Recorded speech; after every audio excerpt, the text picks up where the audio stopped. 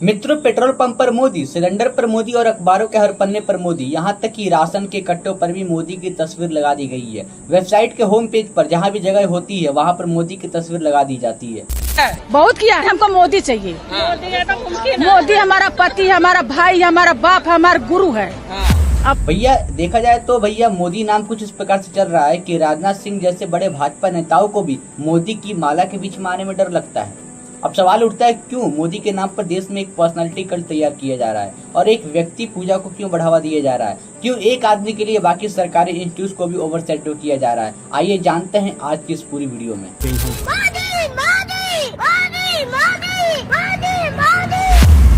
मित्रों, सरकार को पीएम मोदी की तस्वीर लगाने का पागलपन कुछ इस कदर चढ़ा है कि स्कूली बच्चों के बैग पर भी मोदी की तस्वीर लगा दी गई है। स्कूली बैग्स के साथ दी जाने वाली स्टडी टेबल पर भी मोदी की तस्वीर लगा दी गई है। देश भर में जहां भी बीजेपी सरकार ने स्कूल बैग्स का वितरण किया है, उन सभी बैग पर मोदी की तस्वीर लगा दी गई है। मिड डे मील में रोटी नमक देने की यूपी के मिर्जापुर की घटना सामने आई, जहाँ बच्चों को खाने में रोटी और नमक दिया जा रहा है। बच्चों के माँ बाप का कहना है कि साल भर सिर्फ रोटी के साथ नमक या फिर चावल और नमक डालकर दिया जा रहा था। क्या यह संभव है कि सिस्टम में किसी को भी पता ना हो? मित्रों, मोदी सरकार ने अपने प्रचार के लिए स्कूल और बच्चों को भी नहीं बख्शा। स्कूल की दीवारें टूटी हुई है, बाथरूम भी ढंग से नहीं है और स्कूली बच्चों के बैग पर नेताओं की तस्वीर लगा दी जा रही है। कमाल की बात तब होगी मित्रों, जब दिल्ली में पानी के टैंकरों के ऊपर भी मोदी की तस्वीर लगा दी गई। जैसे भारत में पहली बार पानी के टैंकर आए हो। ऐसे फोटो तो भैया वो समाज सेवी भी नहीं लगवाते हैं जो अपनी जेब से पानी के टैंकर चलवाते हैं, लेकिन पानी जैसी बेसिक चीजों पर भी मोदी के पोस्टर छपवा दिए गए।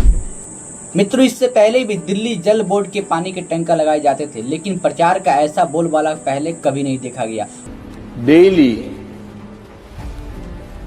1 kg 2 kg गालियां खाता हूं। देखा गया। राशन के कट्टों पर भी मोदी की तस्वीर लगा दी गई, जबकि भारत में मोदी सरकार के आने से पहले से ही राशन बांटा जा रहा है। मनमोहन सिंह सरकार के समय राशन को लोगों का अधिकार कहा गया। जिस कानून का नाम राइट टू फूड रखा गया, उसे आज एक तरह के सरकारी एहसान की तरह दिखाया जा रहा है। यानी कि मोदी की तस्वीर लगाकर जनता को यह महसूस कराया जा रहा है कि यह राशन उनके टैक्स के पैसे से नहीं बल्कि मोदी की तरफ से मिल रहा है। भाइयों बहनों, हमने 15 करोड़ गरीबों को, उत्तर प्रदेश में 15 करोड़ गरीबों को राशन दे करके उनको हमने इस मुसीबत से बचाने का सेवा भाव से, पवित्र कर्तव्य भाव से काम किया है।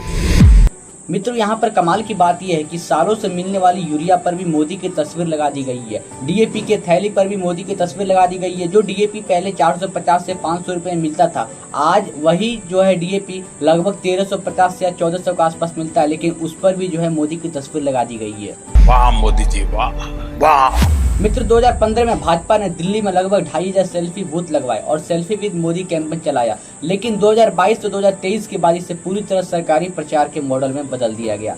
जिस चीज के लिए पार्टी का खर्च करना चाहिए था, उसके लिए अब टैक्स पेयर्स का पैसा खर्च किया जा रहा है। मित्रों, सितंबर 2023 में रेलवे बोर्ड ने आदेश दिया कि रेलवे स्टेशनों पर बड़े पैमाने पर सेल्फी पॉइंट लगाए जाएं। रक्षा मंत्रालय ने भी लगभग 822 सेल्फी पॉइंट्स लगाने का आदेश दिया, जिनमें DRDO, army, navy, air force, SSB, सैनिक स्कूल और बॉर्डर रोड जैसे ऑर्गेनाइजेशन भी शामिल थे। जबकि ये जो जगहें हैं वो देश की आर्मी और हमारे शहीदों से जुड़ी हुई है। इंडियन आर्मी के पूर्व प्रमुख जनरल वेद मलिक को भी यही कहना पड़ा कि सशस्त्र बलों को राजनीति से दूर रहना चाहिए।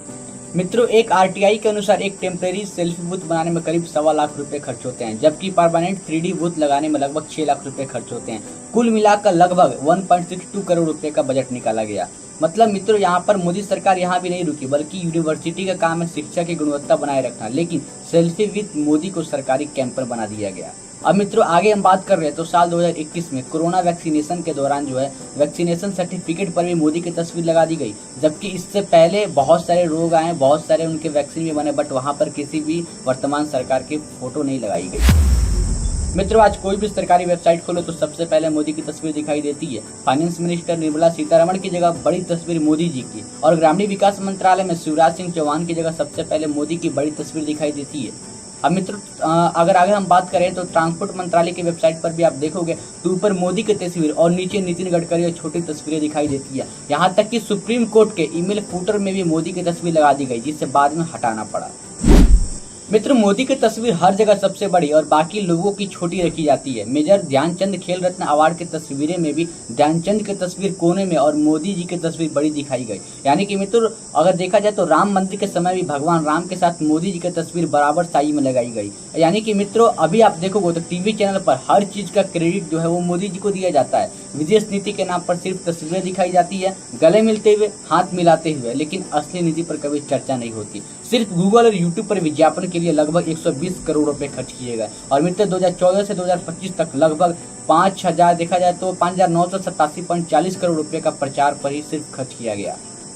और तो और मित्रों, ट्विटर पर भी सेलिब्रिटी से थैंक यू मोदी के ट्वीट करवाए जाते हैं, जो साफ दिखता है कि ये एक कैंपेन का हिस्सा है। लेकिन सवाल ये है कि भारत जैसे लोकतांत्रिक देश में जहां हर नागरिक समान है, वहां एक नेता को कल्ट की तरह क्यों प्रमोट किया जा रहा है? क्या ये सही है? मित्रों, आप इस विषय पे क्या सोचते हैं, हमें कमेंट में जरूर बताना। और अगर आप सभी इस वीडियो को यूट्यूब पर देख रहे हो तो प्लीज चैनल को सब्सक्राइब कर देना। और अगर आप सभी फेसबुक पर देख रहे हो और इंस्टाग्राम पर देख रहे हो तो प्लीज फॉलो जरूर कर लेना। नमस्ते मित्रों।